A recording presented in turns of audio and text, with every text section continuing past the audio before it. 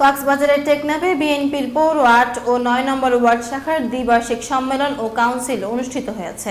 বিপুল সংখ্যক নেতাকর্মী ও সমর্থকের উপস্থিতিতে উৎসবমুখর পরিবেশে এই সম্মেলন অনুষ্ঠিত হয়।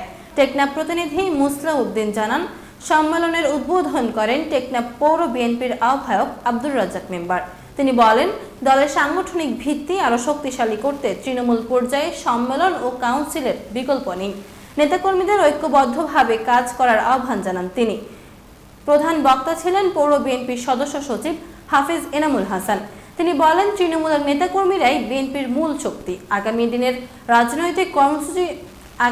রাজনৈতিক কর্মসূচি সফল করতে প্রতিটি ওয়ার্ডকে আরও সুসংগঠিত ও সক্রিয় করতে হবে। সম্মেলনে পৌর বিএনপির যুগ্ম আহ্বায়ক সৈয়দ আলম ও মোহাম্মদ ইসমাইল সহ দলের বিভিন্ন পর্যায়ের নেতাকর্মীরা বক্তব্য দেন।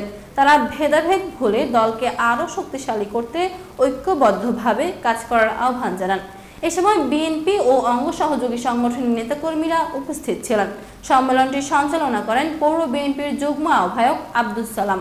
পরে কাউন্সিল অধিবেশনে ৮ ও ৯ নম্বর ওয়ার্ডের সাংগঠনিক কার্যক্রম, সদস্য সংগ্রহ এবং ভবিষ্যৎ কর্মপরিকল্পনা নিয়ে আলোচনা করা হয়। বক্তারা তারেক রহমান ঘোষিত রাষ্ট্র কাঠামো মেরামতের ৩১ দফা বাস্তবায়ন এবং তৃণমূলের শক্তিশালী নেতৃত্ব গড়ে তোলার উপর গুরুত্ব দেন। আব্দুর রাজ্জাক মেম্বারকে সভাপতির এবং আজকের ৮ নম্বর ও ৯ নম্বর ওয়ার্ড শাখার দ্বিবার্ষিক সম্মেলন, যেটা দলের বামমূর্তি নষ্ট, আমাদের যে নির্বাচনী প্রতিশ্রুতি, যে ফ্যামিলি কার্ডের সুপারিশ চলবে, আপনারা যারা এখানে ওয়ার্ড থেকে এসেছেন তথ্য সহায়তা প্রদান করবেন। আপনাদের যে ফ্যামিলিতে যে আপনারা এক করে ৮-১০ জন বসবাস করেন, তাদের সবাই এনআইডি কার্ড।